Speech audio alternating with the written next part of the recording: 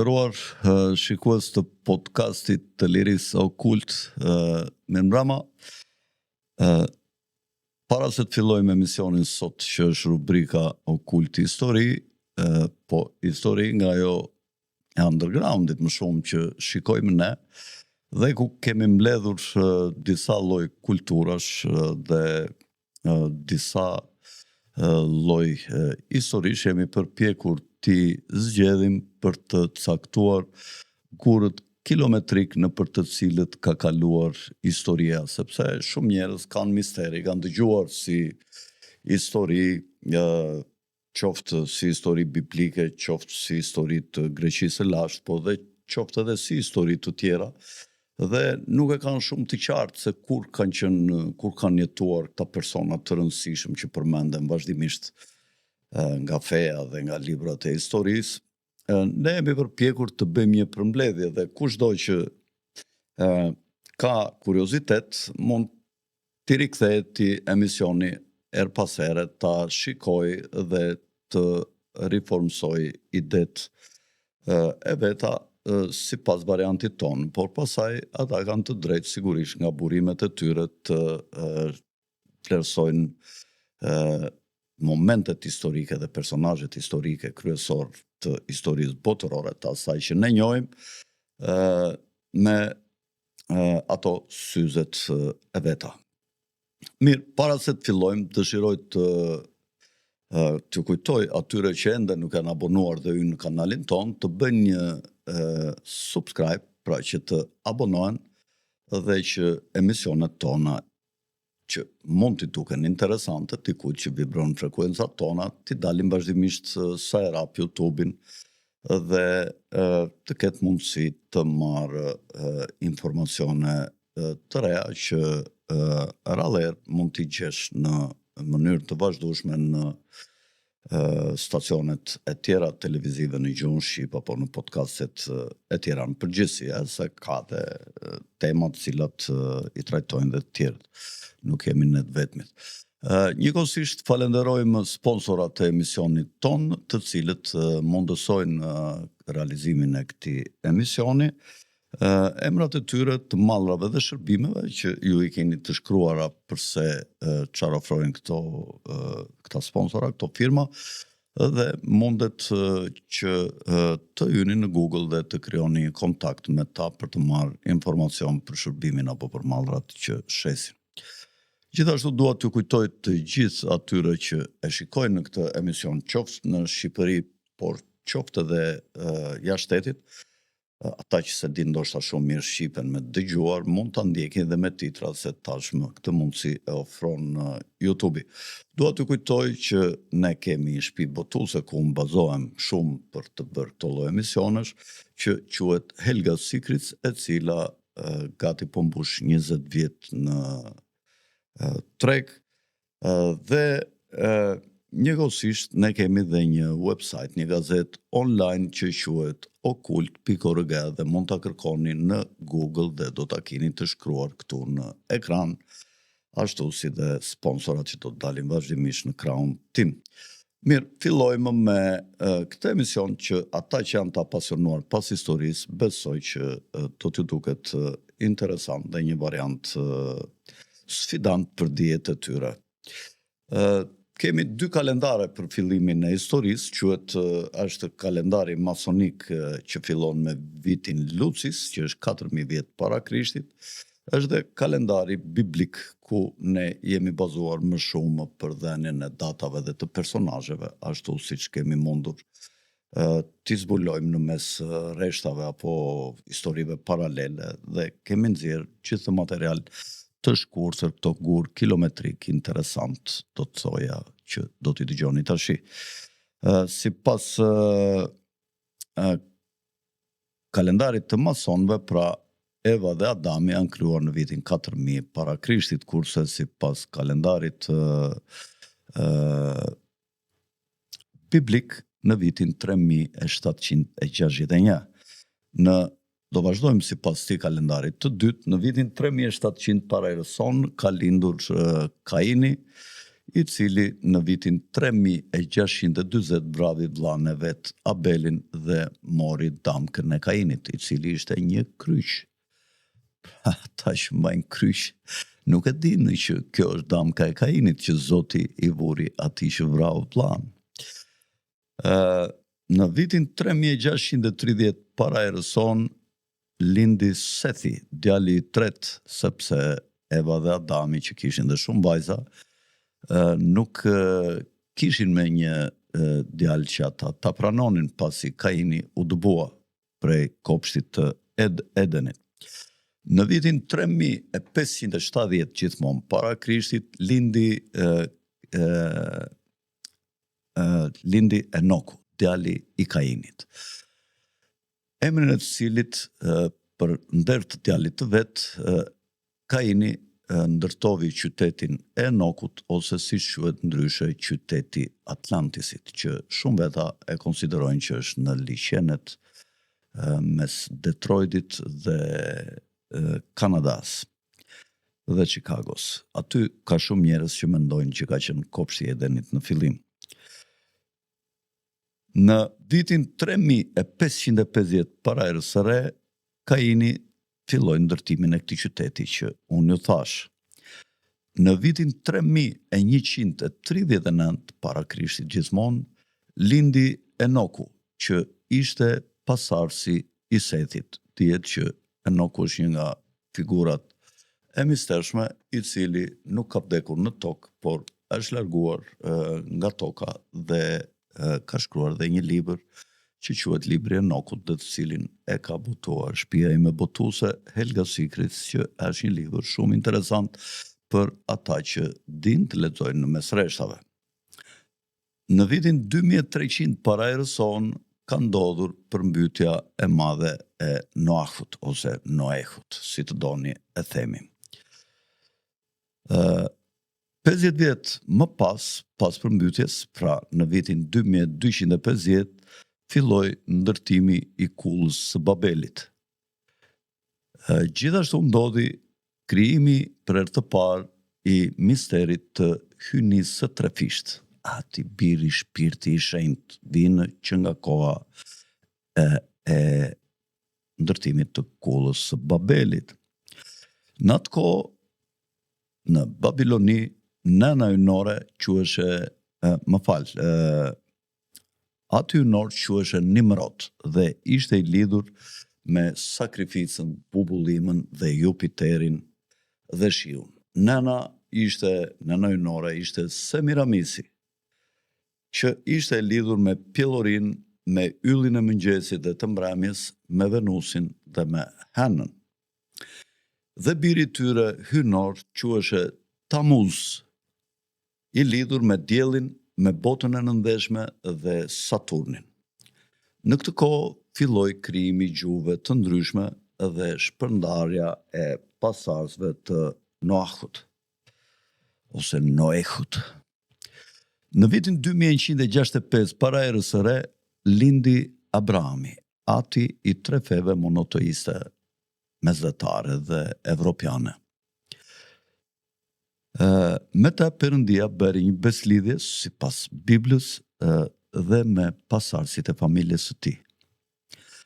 Në vitin 2100 filloi feja e priftërisë së Egjiptit të lashtë, 2100 para Krishtit. Dhe këtu nëna ynore Semiramisi u bë Isi.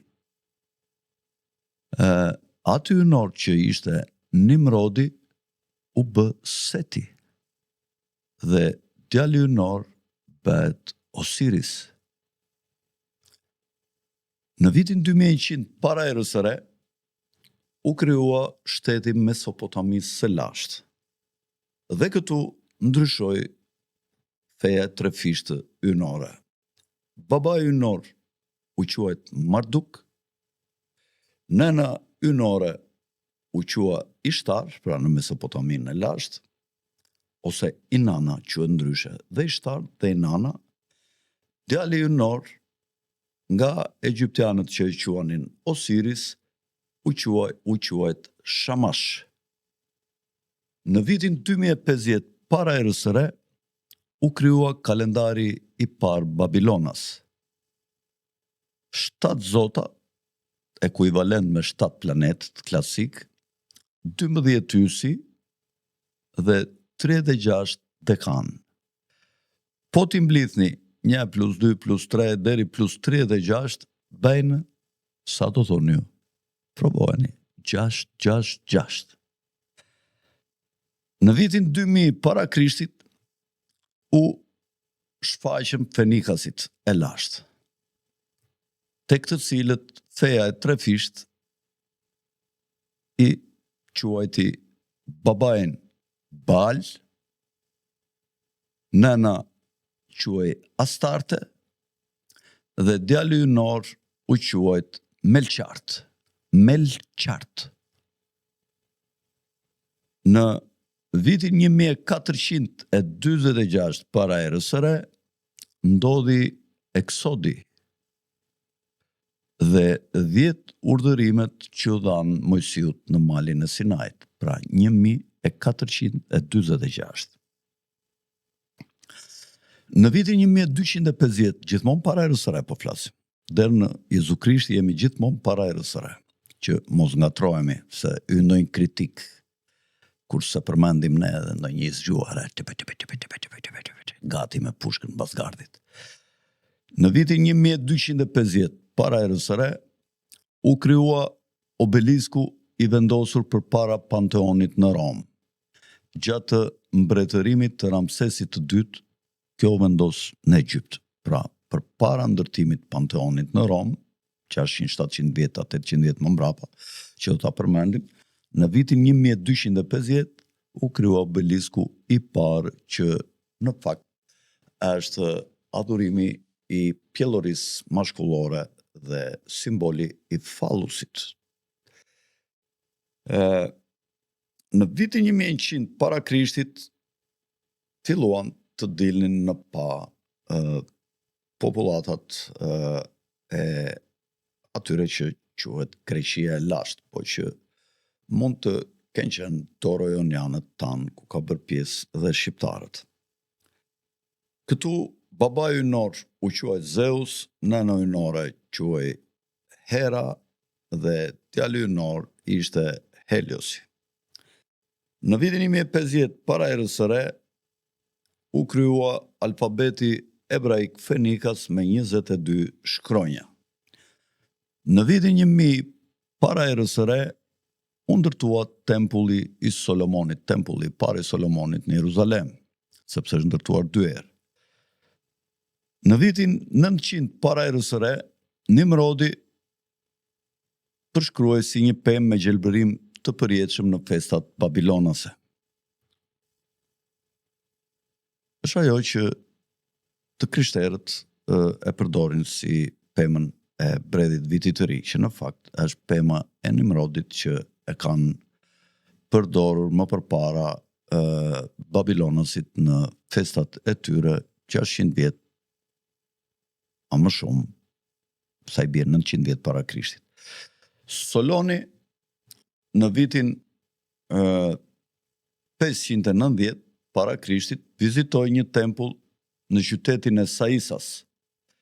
Dhe këtu ai mësoi dhe solli për grekët historinë e Atlantidës, e cila ju paraqit atij nga një prift egjiptian i tempullit, i cili quheshe Sonkisi i Saisit.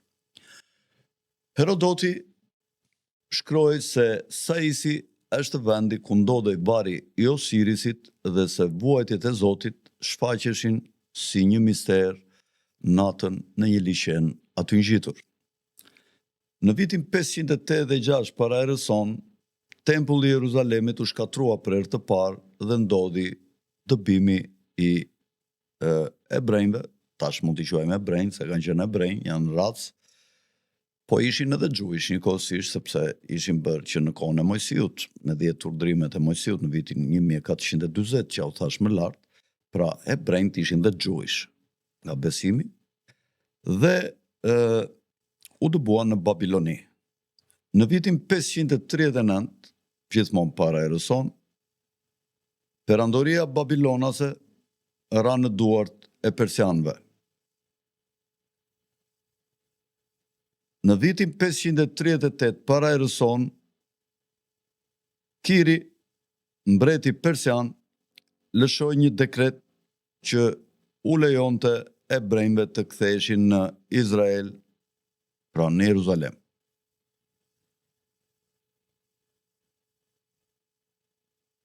Në vitin 520 para erës sonë, filozofi grek Pitagora krijoi teoremën e Pitagorës dhe është astronomi i parë që vuri re se ylli i mëngjesit dhe ylli i mbrëmjes ishin në njëjta gjë, pasi firmamenti lëviz, rrotullohet dhe çdo 24 orë dhe dritat e skenës që janë në një vend dalin në një vend tjetër, po asnjëherë panorama e qiellit nuk ndryshon. Ti ik poshtë dhe ato poshtë që kanë panoramë tjetër afër mëngjesit të tregojnë një panoramë tjetër në mëngjes. Janë të njëjta aty, vetëm që ndryshojnë pozicionin, vetëm një yll nuk ndryshon, që është ai në majt firmamentit që quhet ylli polar, nga drejtohen natën marinarët kur s'kan pasur buzë. Në vitin 515, pra në vitin 538, Kiri, mbreti persian, lëshoi një dekret dhe i lejoi ebrejt që të riktheheshin në Izrael, siç u thash. Pasi në vitin 539, perandoria babilonase kishte rënë në duart e persianëve. Në vitin 500 para erës sonë, persianët e lashtë apo frigjanët krijuan perëndinë e tyre të trefisht, ku nëna ynore quheshe Cybel, baba ynor quheshe Sabazios dhe djali ynor ishte Mithras. Në vitin 450 para Krishtit, Herodoti krijoi një artë të lashtë me qytetin e Atlantidës të përfshirë brenda saj. Herodoti kishte parë 2 shtyllat që ai quajti Herakliut në Tir, dhe ai në fakt i quajti shtyllat e Hermesit, dhe tha, njëra shtyll ishte prej ajrit të pastër, ndërsa tjetra ishte prej smeraldi që shkëlqente edhe natën. Herodoti i përshkroi tendat të ngjashme me jurtin si vendbanimin e skithëve, të cilat përfshinin kryqin e diellit në kulmin e tij, sepse kryqi sipas tij tregonte diellin. Jurta janë ato çadrat me hark që i përdorin dhe turqit, dhe që shpesher i kanë mbajtur skithët flok kuq në për kapele. Në fakt, skithët janë para përmbytjes së madhe dhe janë një popull i përafërt dhe i ngjashëm me ne, me pellazgët, me torët dhe jonët, të cilët dhe këta kanë qenë para përmbytjes së madhe. Emri fisi skith është një fjalë e përbërë në fakt, siç e kam thënë unë, nga fjala Bahuvrih, që do të thotë njerëz me kapele me maj ose me kapele të mprehta, që është kapelja e vjetër frigjiane në Azinë e Vogël, dhe kjo është në fakt linja e mbretërve evropian me flok të kuq, janë frigjian nga origjina. Në vitin 300 ka mundësi dhe Trumpi të jetë frigjian me origjinë vjetër. Viti 388 para erës sonë, Platoni themeloi shkollën platoniste të mendimit dhe akademin, institucionin e parë të arsimit lartë në botën perëndimore. Në vitin 388, mos e harroni, Platoni ka themeluar akademin. Në vitin 380, 8 vjet më mbrapa, grekët e lashtë e konsideronin qendrën e botës Delfin, të shënuar nga Tholosi i Delfit, i cili ishte një tempull me një kupol në qendër. 20 vjet më pas, 360 vjet pra para Krishtit, filozofi grek Platoni e quajti syrin e tretë syrin shpirt. Duke thënë, e pranoi plotësisht vështirësinë e të besuarit se në çdo njeri ka një sy të shpirtit, i cili është shumë i çmuar se 10.000 sy trupor, sepse vetëm prej tij mund të shihet e vërteta. Ata që e kanë të mbyllur syrin e shpirtit, në fakt janë njerëzit me tru të kyçur. Çfarë ju thonë, çfarë kanë mësuar, e dinë se u ka thënë Zoti dhe i besojnë dhe kur nuk e hapin mendjen që të lumtojnë të shikojnë ndonjë diçka të re. Por këta gjithmonë thonë ne jemi intelektual. Në fakt janë trap. Platoni shkruan dialogët e Kritiasit dhe Timeut, të cilët flasin për Atlantidën në libri Republika, të cilin e keni të përkthyer në shqip dhe është një nga librat që s'duhet të vdisni pa lexuar. Në vitin 331 para erës sonë, perandoria persiane u pushtua nga Aleksandri i Madh i Maqedonisë, i cili ishte të paktën me gjysmën e gjakut shqiptar, Ilir, Epirot.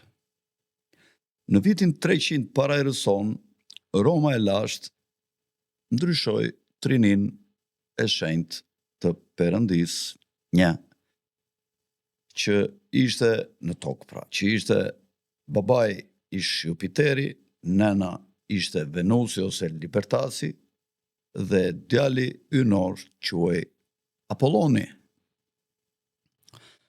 Në vitin 238 para erës së re, Tiberius Gracchus ndërtoi një tempull për Minervan ose Venusin në kodrën Aventina në Rom, e cila është një nga 7 kodrat që ku ngrihet Roma. Në vitin 230 para erës sonë, Saturnalia ishte festivali romak pararendës i festivalit të 25 vjetorit të Natal Pubeis Invicti, kështu quhej. Domethënë, ishte para vitit të ri, ishte pra momenti kur dielli shkonte në fund në jug dhe fillonte momenti i ringjalljes, pra dielli fillonte të na haronte ne që jemi në veritë e Ekuadorit, fillonte të na afroheshe mbas 23 dhjetorit.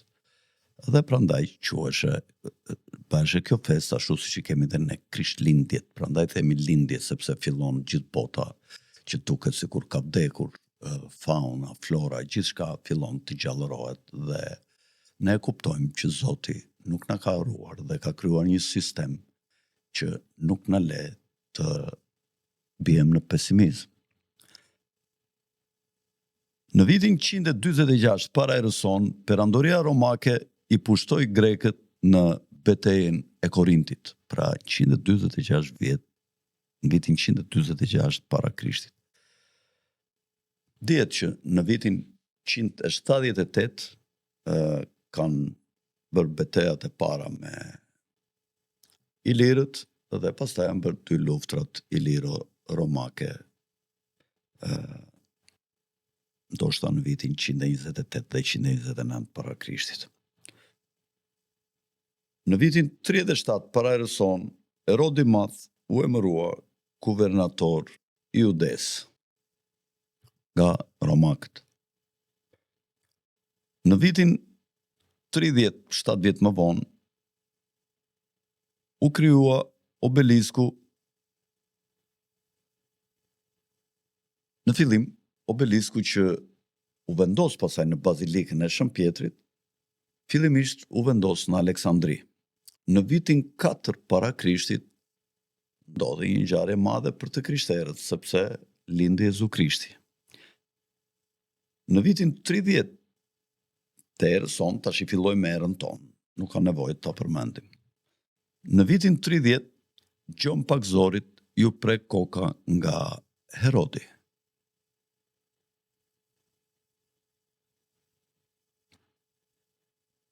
Në vitin 33, Jezu Krishti vdiq dhe përmbushi beslidhjen e vjetër. Pastaj, Perëndia bën beslidhjen e re me të gjitha kombet e botës, pra nuk ishin më hebrejt, por ishin gjithë kombet e botës që besonin ke Jezu Krishti si biri i Perëndisë. Dhe beslidhja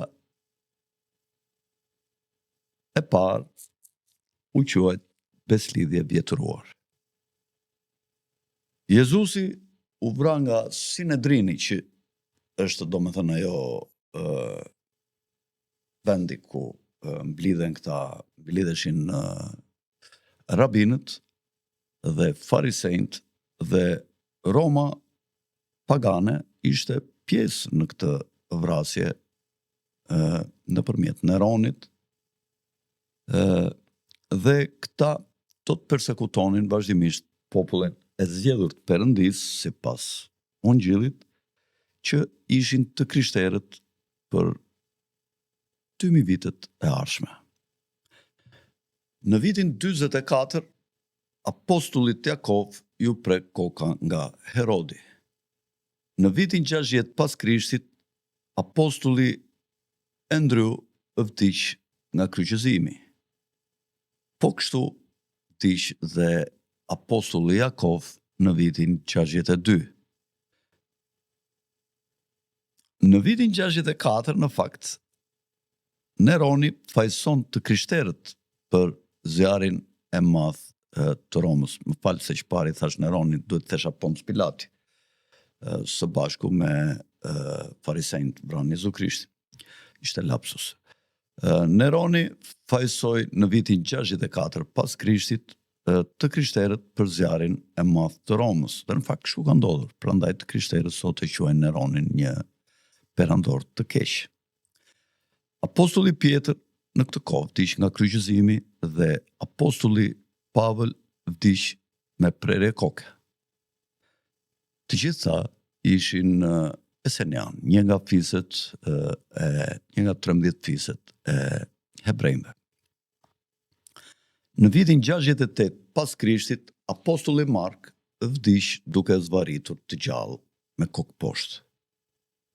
Në vitin 70 pas Krishtit, tempulli i Jeruzalemit u shkatrua për herë të dytë sipas profecisë së Jezusit, ku Roma pushtoi Jeruzalemin gjatë luftës së parë romake hebreje, ku Jezu Krishti tha: perdet e tempullit tuaj një ditë do të shqyen. Në vitin 70 pas Krishtit, tempulli i Jeruzalemit, pra siç e thash, u shkatrua për herë të dytë. Në vitin 84 pas Krishtit vdiq apostulli Luka me varje, ndërsa apostulli Mateu u therr në vitin 90 pas Krishtit gjithmonë. Në vitin 94 atë Jozefi shkroi një libër, Antikitetet e Judejve.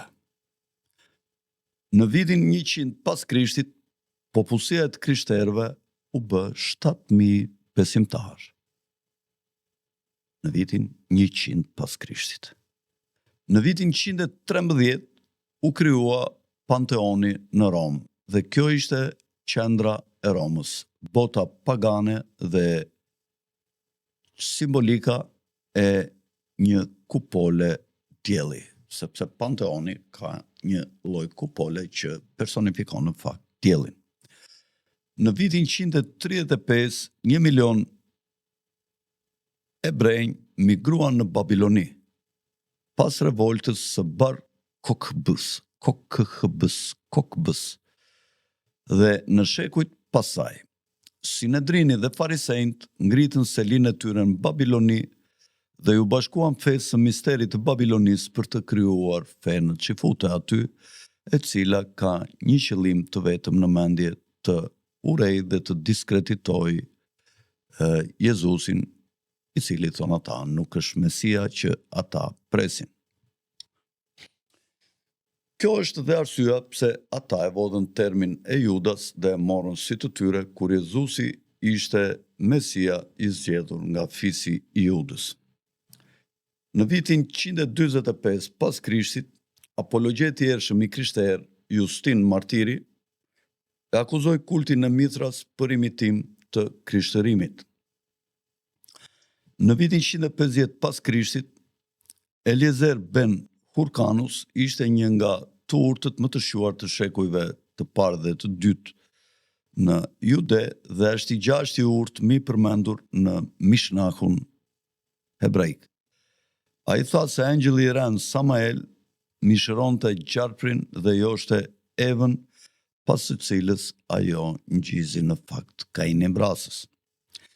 Ky e ka thënë i pari, Eliezer ben Hurkanus, pra që Eva është ngjizur me një gjarpër kur ka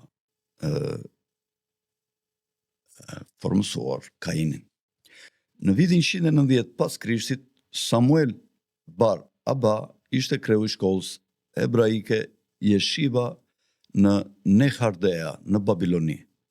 Në Talmud, Samueli shoqërohet shpesh me Abba Arikan, ose Ravi, si shuhet ndryshe.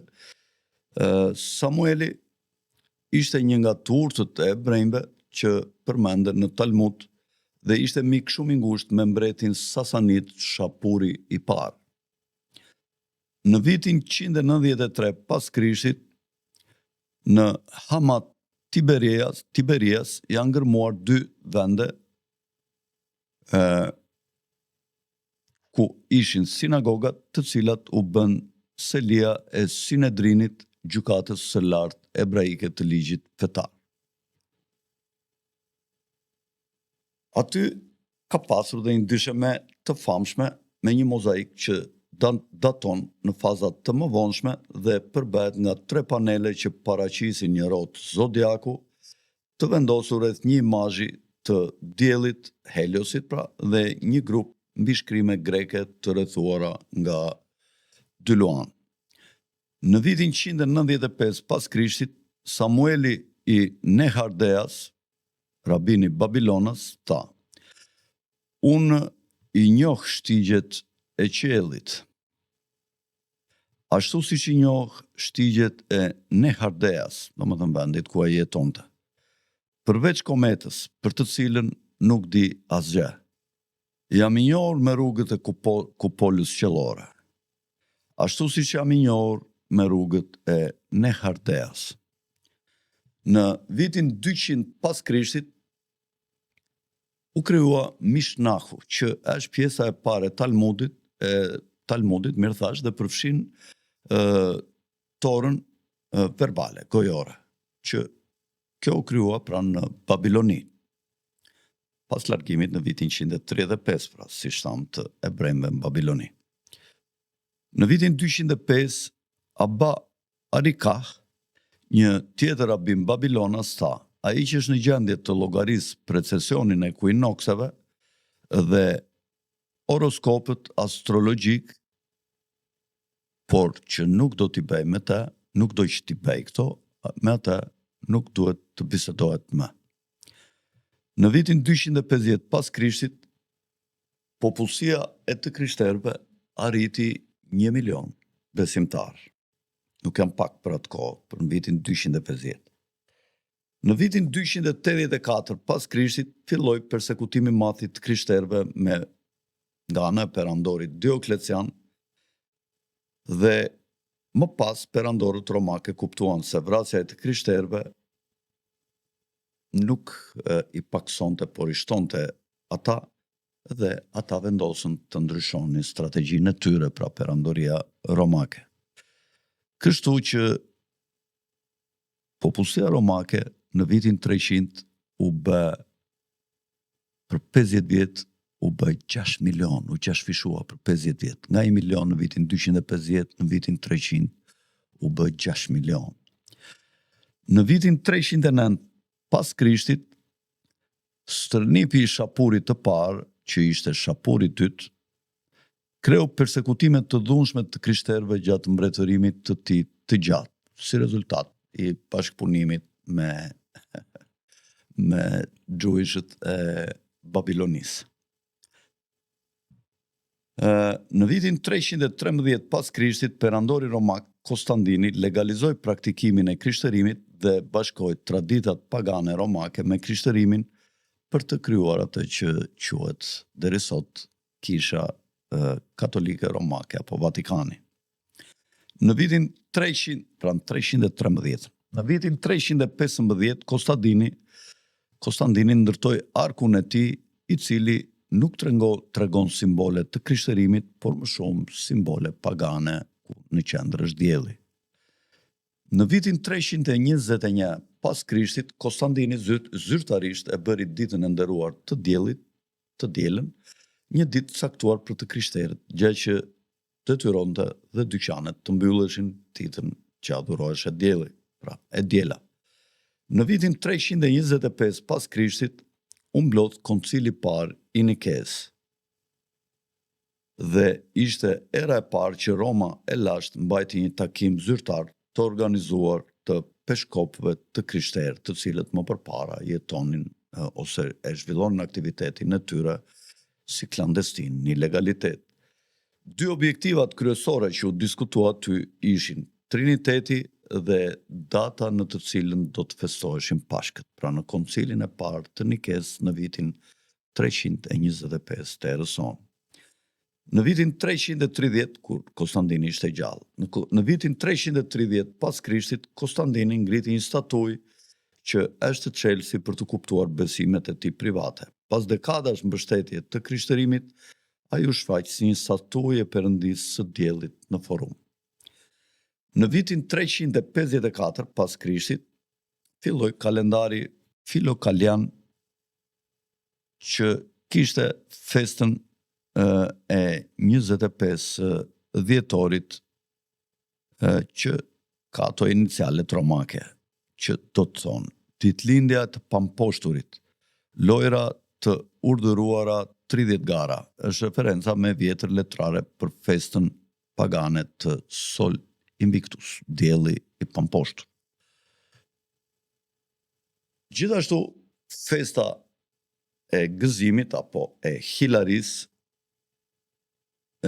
ishte një festival që festohej më 15 mars deri më 25 mars në Equinoxin e Marsit për të nderuar Cibelen, nënën e të gjitha perëndive romake. Në vitin 382 pas Krishtit u krijua Bibla latine Vulgate, e cila ishte një nga biblat më të hershme që përfshinin edhe dhjatën e re brenda. Pra, në vitin 382 është një nga biblat më të vjetra të shkruara ku ishte dhjata e re dhe dhjata e vjetër. Në vitin 431 pas Krishtit, në këshillin e Efesit, që ishte kisha e lindjes, u shkaktua ndarja nga kisha e perëndimit, e cila do të shënonte përçarjen e parë të kishave të krishtera, pra viti 431. Në vitin 476 ra perandoria pagane romake perëndimore. Dhe në vitin 481 u themelua dinastia Merovingiane me një dinasti franke, franceze. Në vitin 497 mosmarrveshja fetare rezultoi midis sundimtarëve gjermanik dhe në shtetasve katolik, kur sundimtari merovingian Clovisi i parë u konvertua në katolicizëm duke u bashkuar me papatin dhe me manastiret që kishin filluar në perandorinë romake. Në vitin 500 Gemara u shkruajt Gemara, e cila është pjesa e dytë e Talmudit, dhe kjo u krijua në Babiloni. Pra Talmudi është krijuar më shumë në Babiloni se sa në vende të tjera. Në vitin 520, mbreti ebre Dhu Nuvas krijoi mbretërinë Himjarite, që quhet në Arabinë Jugore, ku vrau më shumë se 22.000 të krishterë në Zafar dhe në Iran, aty ku është Jemeni sot. Në vitin 550, Beth Alfa, e cila ishte një sinagogë ebraike, e vendosur as shpatëve veriore të maleve Gilboa, pranë Beit Shan të Izraelit, ka një panel qendror ku paraqitet adaptimi i, domethënë nga ana ebraikëve, i zodiakut greko-romak, me 12 shenjat e veta.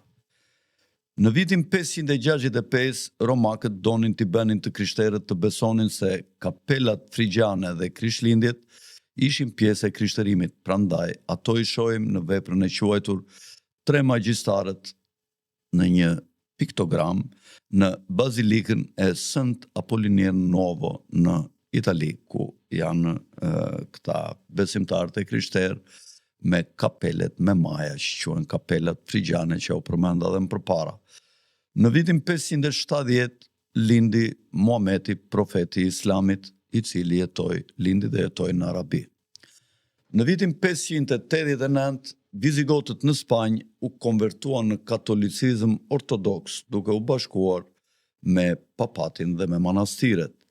Në vitin 610 u shkrua i gjithë libri i Kuranit, ose si quhet ndryshe libri i shenjtë i Islamit. Në vitin 610 është shkruar. Në vitin 614 u rrethua Jeruzalemi nga Sasanidët dhe ebrejt nga Babilonia filluan të rindërtonin tempullin e Solomonit në vitin 614, por të krishterët u rebeluan dhe i dëbuan në fakt çujishët nga Jeruzalemi. Në vitin 617 pas Krishtit, persianët kishin ndryshuar politikën e tyre, duke i lejuar ebrejt të vendoseshin në Jeruzalem dhe për shkak të presionit nga të krishterët mesopotamian në Persi, kontrolli u rikthye perandorisë bizantine dhe kryqi u rivendos në Jeruzalem. Në vitin 624 Muhameti filloi konfliktet e tij të armatosura, 10 vjet pas pushtimit të dështuar të Sasanidëve në Jeruzalem. Kjo tregon se duhet këtë qenë ndikimi ebre në ngritjen e Islamit. Në vitin 638, Perandoria Arabe Islamike në Kalif Omarin pushtoi Jeruzalemin. Kalif Omari lejoi ebrejt të rivendosnin praninë e tyre në Jeruzalem pas një periudhe prej 500 vjetësh mungese. Tradita ebraike e konsideron Kalif Omarin si një sundimtar bamirës dhe Midrashi i referohet atij si një mik i madh i xifutëve. Në vitin 650, ebrejt Babilonas u zhvendosën në veri në rajonet turke dhe u bënë kazar, për të cilën nuk kam folur për perandorinë kazare. Në vitin 660, dy murq me mbështetjen e perandorit bizantin Justinianit të parë blenë dhe kontrabanduan krimba mëndafshit të gjallë në perandorinë bizantine, gjë që çoi në krijimin e një industrie bizantine të mëndafshit, duke popularizuar kështu rrugën e mëndafshit. Në vitin 666, Uqba ibn Nafi pushtoi qytetet jugore të Tunizis duke masakruar të gjithë të krishterët që jetonin atje. Burimet myslimane raportojnë se ai kreu bastisje të panumërta, të cilat shpesh përfundonin me plaçkitje të plotë dhe skllavërim masiv të qytetit pra nga Uqba ibn Nafiu. Në vitin 688 u ndërtua xhamia e kupolës së Shkëmbit në Jeruzalem. Pra, ajo që quhet Xhamia Al-Aqsa, është ndërtuar në vitin 688. Shko sa e vjetër është dhe sa e bukur. Hebrejt e Babilonisë nuk kishin planifikuar që arabët të vendosin një nga tempujt e tyre të shenjtë në vendin e vjetër të tempullit të Solomonit. Në vitin 717 u bë pakti i Omarit dhe ju andaloi të krishterëve shfaqjen publikisht të kryqit në ndërtesat e kishave gjatë kohës sundimit mysliman. Në vitin 751 u vendos dinastia Karolinge në mbretërinë e Frankëve. Në vitin 780 familja Kalonymos e Italisë përapi mençurinë e lashtë të ebrejve Babilonas përmes lëvizjes së Hakmei Provence dhe një ashkenazi, që ishte kazarian, hasidim të Evropës, dhe këta filluan të interesoheshin për judaizmin mistik, pra familja Kalonymos. Në vitin 800, dinastia Karolinge, ose Karolingiane, arriti kulmin e saj me kurorëzimin e Karlit të Madh si perandori i parë i perandorisë së shenjtë romake.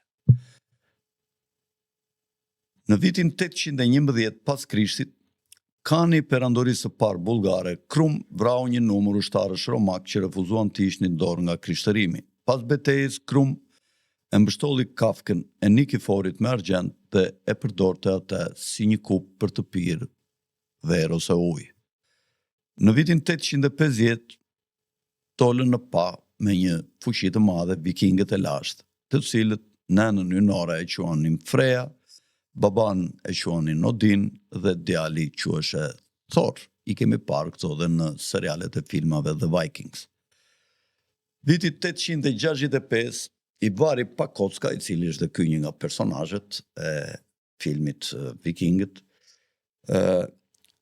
udhoi që ushtrinë e madhe pagane e njohur edhe si ushtria e madhe vikinge, e cila ishte një koalicion luftarësh skandinav që pushtuan Anglinë në vitin 865.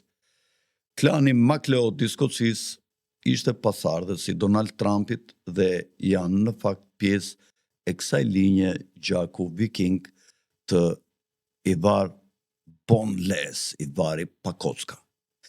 Në vitin 1000, populli hebreu detyrohet të largohej përsëri nga Babilonia, nga Buidët, kur ata mbyllën shkollat rabinike të Surës dhe Pumbeditës, ku ishin dy vende ku u krijuan librat e shenjtë biblik të Dhjatës së Vjetër, në Sura dhe Pumbedita.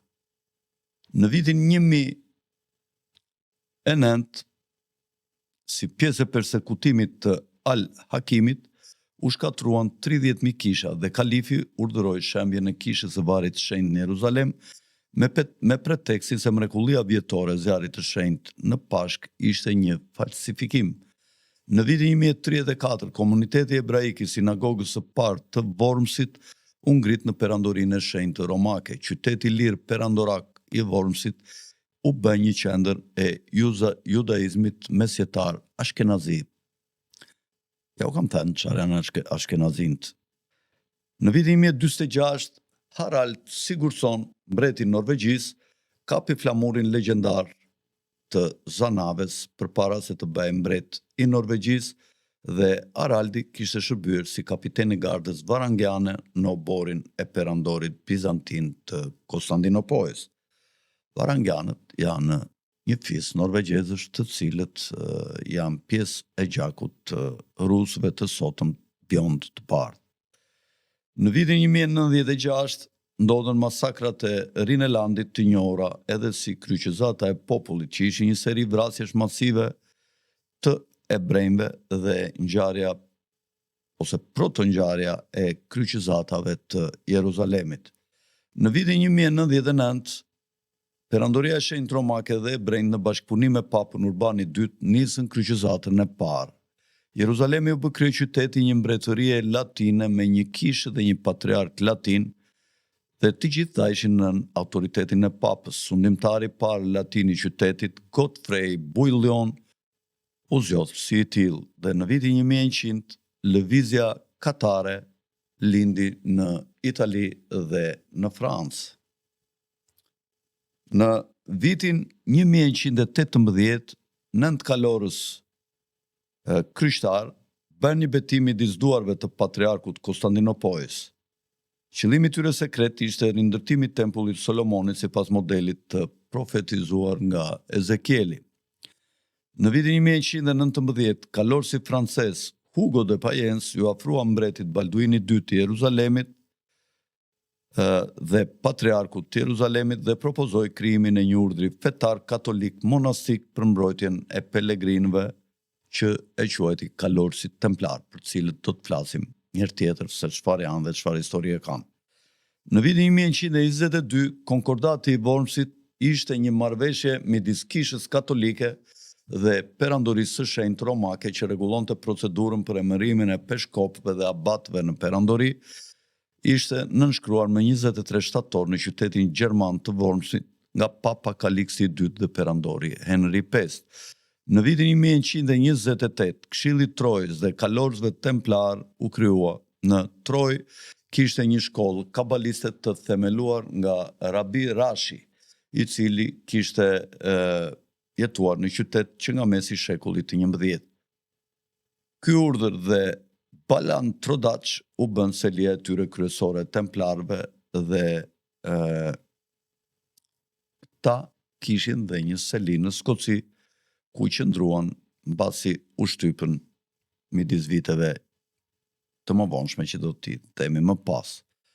Në vitin 1140, Geoffrey Anjous u martua me perandoreshën Matilda dhe patën një fëmijë të vetëm legjitim që ishte Henry parë dhe ky ishte trashëgimtari i pronit anglez nga shtëpia e Normandisë. Pra mbreti i parë është ka lindur, shkruar nga këta prindër, nga Geoffrey Anjous dhe Matilda. Si rezultati kësaj martese, djali i Geoffreyt, Henry II, trashëgoi tronin anglez si dhe titujt norman dhe Anjouin, duke shënuar kështu fillimin e dinastive Anjouine dhe Plantagenetët. Kjo lidhi mbretërit e Anglisë me karolingët e Frankëve. Linja e gjakut e mbretërve me flok të kuq.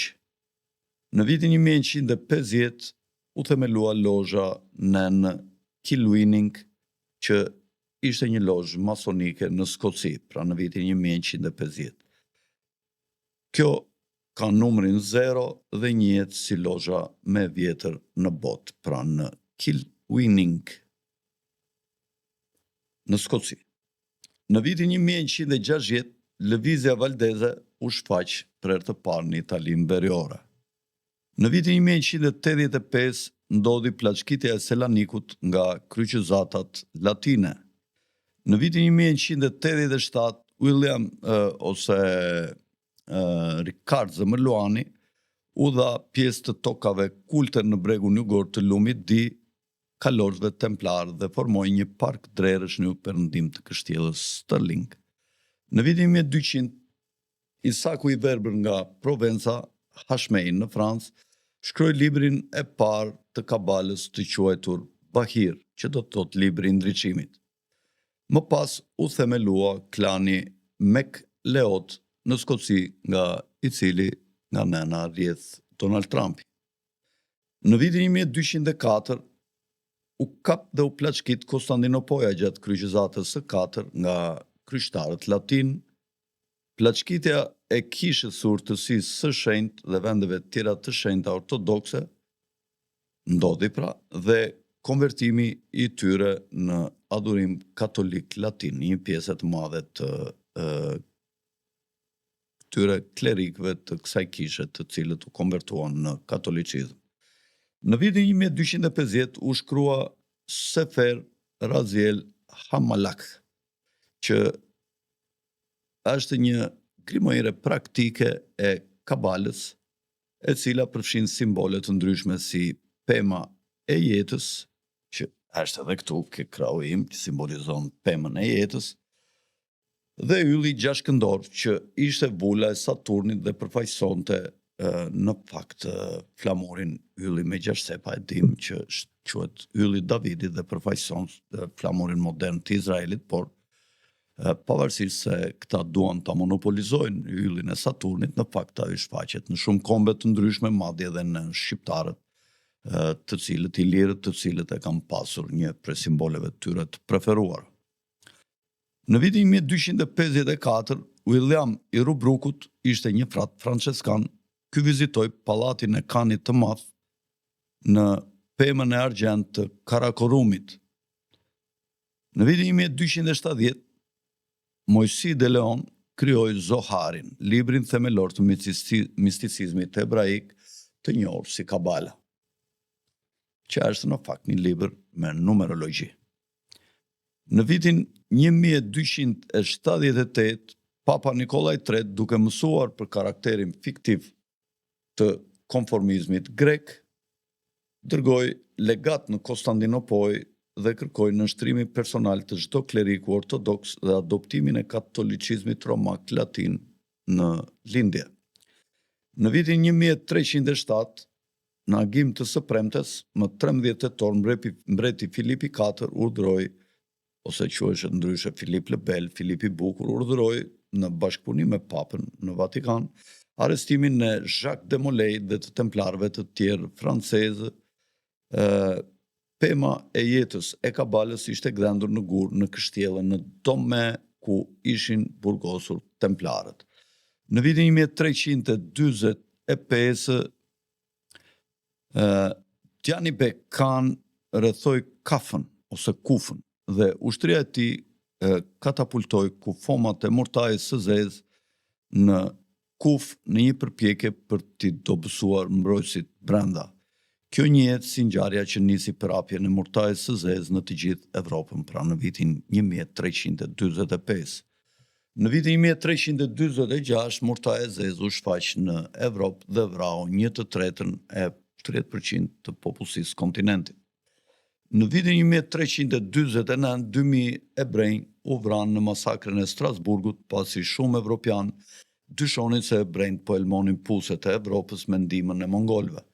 Në vitin 1349 komunitetet ebraike në Mainz dhe Keln u shfarosën gjithashtu.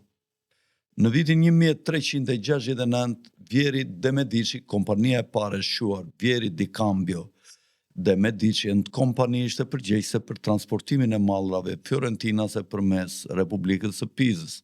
Në vitin 1393 Vjeri de Medici u tërhoq duke lënë bankën në duart e Giovanni di Bici de Medici, që nga kjo pikë banka Medici u rrit shumë dhe shpejt kulmoi me blerjen e bankës kryesore papale, që do të thoshte se banka Medici merrej tani e tutje me llogaritë e Vatikanit, që vazhdon dhe sot në vitin 1393. Financat qendrore të Vatikanit janë shtënë në dorë nga familja Medici e Firenzës. Në vitin 1450 u shkrua dorëshkrimi i Matthew Koch, që është i dyti më i vjetër me akuzat e vjetra masonike, që e mohon legjendën e ndërtimit dy shtyllave nga 4 fëmijët e Lamekut, pra Jabeli, Jubeli, Tubali dhe Naama, të cilat përmenden në masoneri. Dhe kopshti i Edenit u portretizua në artën botërore të Fra Mauros, që u bë një frymëzim për Kolombin, për ekzistencën e kontinentit amerikan. Në vitin 1451 Pentakulat e Solomonit janë një seri grimoirash që erdhën nga kabalistët italian në librin Çelësi i Solomonit. Në vitin 1455 Johan Reuklin, një kabalist i famshëm, lindi në Forxheim, në pyllin e zi, njëjti pyll i zi që Rothschildët e përdorin sot për festa gjuetie njerëzore, për sakrificë. Në vitin 1456 u ndërtua kapela Roslyn në Skoci, për të cilën flet shumë në ato librat e veta, flitet në këto romanet ose librat fiction modern, të cilat sot janë shumë të shitura dhe shumë në modë. Në vitin 1480 Leonardo da Vinci jetonte së bashku me familjen Medici dhe shpesh punonte në kopshtin e Piazzat e sheshit San Marco në Firenze, ku takoi me një akademi neoplatonike artistësh, poetësh dhe filozofësh që ishte organizuar nga kjo familje e madhe që nxiti kulturën dhe rilindjen evropiane nga familja Medici. Në vitin 1482 Amerigo Vespucci shkoi të punonte për Lorenzo di Pierfrancesco de Medici, që ishte kreu i ndege më të vogël të familjes Medici. Amerigo Vespucci do t'i dërgonte shumicën e letrave të tij të famshme mbi botën e re Lorenzo di Pierfrancescos dhe Lorenzo së Madhërisëm. Në vitin 1484 një nga klientët e Lorenzonit, Giovanni Pico della Mirandola, themeluesi i kabalës së krishterë, ishte mik i ngushtë me Lorenzo de Medicin dhe kishte një lidhje dashurie me gruan e njerit prej familjeve të Lorenzos, që ishin kushërinj. Ai krijoi gjithashtu gematrinë angleze. Gematria është përdorimi për çdo shkronjë të alfabetit të një numri përkatës, dhe mbledhja e këtyre numrave jep fuqinë e gematrisë.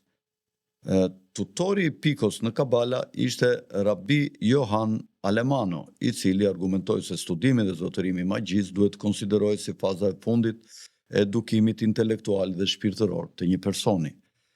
Në këtë kohë, Pico della Mirandola shkroi 900 tezat që ishin libri i tij pari shtypur që u ndalua universalisht nga kisha dhe Picoja nga shumë studius, Pico della Mirandola shihet si protestanti i parë, jo Martin Lutheri, po shihet si protestanti i parë, Pico de Mirandola, i cili kërkonte modifikimin e kishës. Në vitin 1485, Sandro Botticelli pikturoi për nipin e Cosimo's Pier Francesco de Medicin Primaverën dhe lindja e Venusit, që është një nga afresket më të mrekullueshme. Në vitin 1488, Lorenzo di Pier Francesco de Medici dërgoi Amerigo Vespucci për të dhënë një vlerësim për një tregtar fiorentin që quhej Gianotto Berardi. Gjetjet e Amerikos kanë humbur, por Caponi u kthye në Firenze dhe kësaj kohe dhe Berardi mori përsipër biznesin e Medicit në Sevilla. Gianotto Berardi.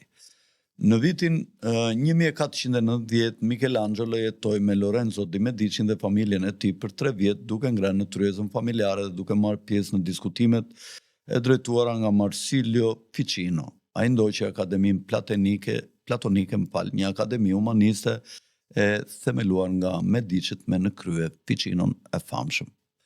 Kristofor Kolombi, i cili futi dhe okultizmin dhe u përpoq të përkthente librat e Hermesit. Kristofor Kolombi vizatoi artën në vitin 1490, artën e tij e cila tregon parajsën toksore ose kopshtin e Edenit në perëndim të Mezeut, pra në Amerikë, ashtu siç u thash, ku mendohet që ka qenë kopshti i Edenit diku afër Detroitit sot. Në vitin 1492, Amerigo ishte vendosur përgjithmonë në Sevilla dhe vazhdoi të kryente biznese në emër të padronëve të tij Medici. Ai u përfshi me Berardin veçanërisht në mbështetjen e tij për udhëtimet e Kristofor Kolombit. Berardi investoi $500,000 maravedi quheshin atëherë në udhëtimin e parë të Kolombit, që ishte një shifër jashtëzakonisht e madhe. Anijet me të cilat lundoi Kristofor Kolombi ishin të zbukuruara me kryqin e kuq të kalorësve templar në një sfond të bardhë. Gruaja e Kolombit ishte vajza e Bartolomeu Perestrellos, i cili ishte pjesë e një linje të famshme të kalorësve templar, që kalonte përgjatë tokave dhe kartografive të Portos, në të cilat Kolombi kishte akses të drejt për drejt. Në këtë kohë lëshuan dhe dekrete mbretërore që urdhëronin qifutët të konvertoheshin në katolicizëm ose përndryshe të largoheshin nga Kastilja, duke rezultuar në qindra mijëra konvertime detyruara dhe dëbime masive të gjujshve nga Spanja. Në vitin 1506, plani origjinal i katit të bazilikës së Shëmpjetrit u krijua në këtë kohë nga Donato Bramante.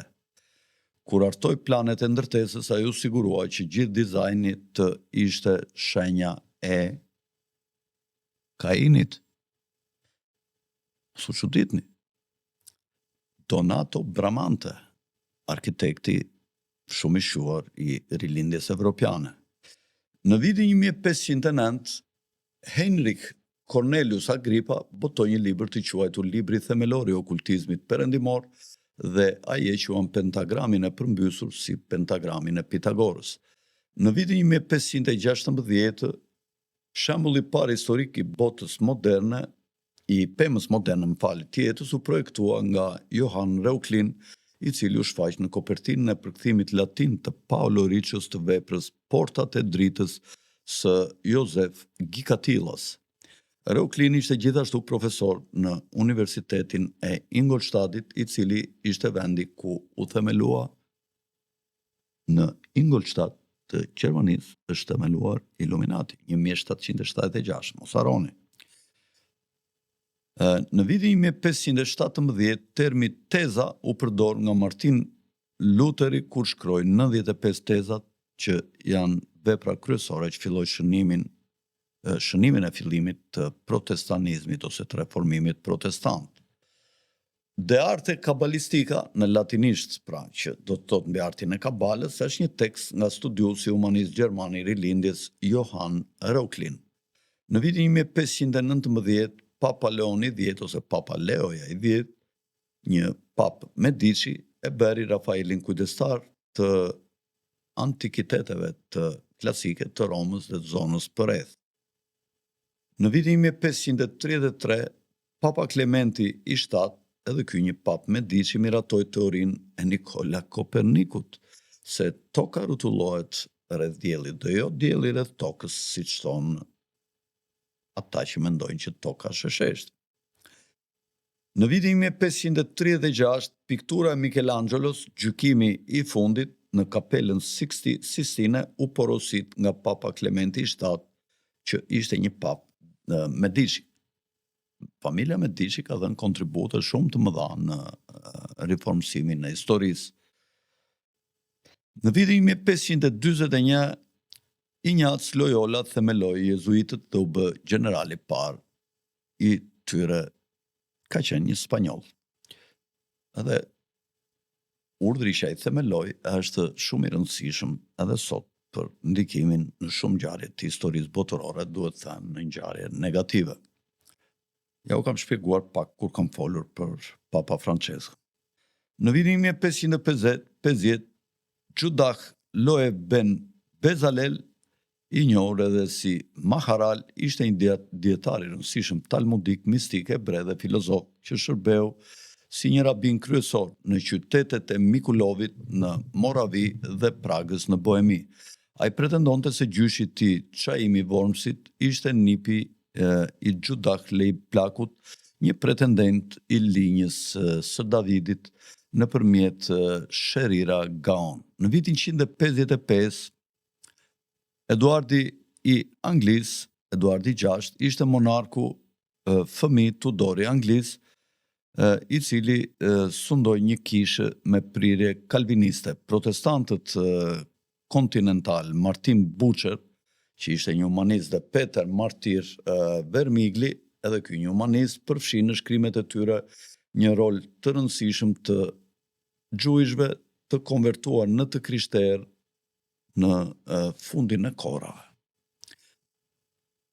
Madje, sipas teorive të konspiracionit, thuhet se shumë nga këta që janë sot në vendet e krishtera, që paraqiten si të krishterë dhe kanë pozicione të larta në politikë dhe në ekonomi, në fakt janë gjujsh të konvertuar, një pjesë prej tyre.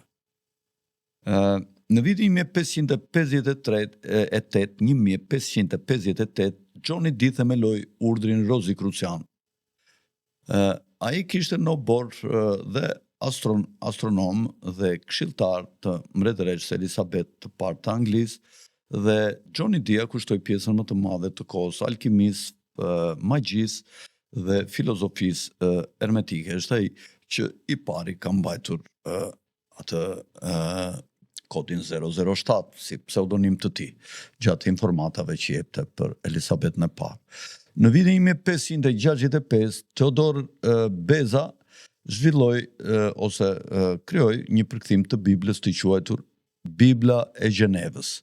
Ai përmbante shënime në fund të faqes në lidhje me librin e Romakëve, duke pretenduar konkretisht se hebrejtë do të konvertoheshin në të krishterë në fund të kohërave dhe e orientonte vëmendjen drejt Palestinës si një teatër qendror ku do të ishte origjina e sionizmit.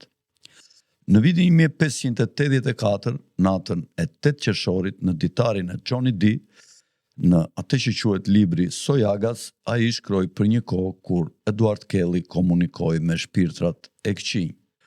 Në vitin 1590 pas Krishtit, Francis Bacon u bë udhëheqësi i urdhrit Rosicrucian dhe themeloi kalorësit e përkrenares, të cilët do të ishin përgjegjës për krijimin e të gjitha poemave dhe dramave të Shakespeare-it. Ai konsiderohet gjithashtu si mjeshtri i parë i madh i masonerisë moderne, pra Francis Bacon. Libri 10 fise të humbura i hugenotit francez, në këtë kohë shkruar në vitin 1590, i hugenotit Leloyer, botuar në vitin 1590, pra ofroi një nga shprehjet më të hershme të besimit se popujt anglosakson, kelt, skandinav, gjermanik dhe popujt e lidhur me ta janë pasardhës të drejt për drejt të ebrejve të dhjatës së vjetër. Ky e ka shkruar librin 10 fiset e humbura. Në këtë kohë, anglo-sionizmi i është atribuar dhe mbretit James VI, të cilët besonin se ai ishte mbret i Izraelit. Në vitin 1595 u shkrua libri Rregullat e qytetërimit dhe sjelljes së denj, i cili përcaktonte kodin e sjelljes dhe u shkruhet nga jezuitët francezë gjatë këtij viti. Në vitin 1600 u themelua kompania britanike e Indisë Lindore, pjesa kryesore së cilës është bërthama e asaj që quhet Komiteti i 300-ve. Po e lem këtu në vitin 1600, me qenë se dhe koha ka shkuar, dhe do vazhdojmë edhe me 2 emisionet të tjera ku do të flasim për gurët kilometrik të historisë, të cilët ne i kemi përzgjedhur para shumë kohësh, kemi bërë një studim dhe një material, dhe her pas here është mirë që këto t'ja u ripërsëritim njerëzve të cilët duhet të kenë shtyllat kryesore të historisë në mendjen e tyre.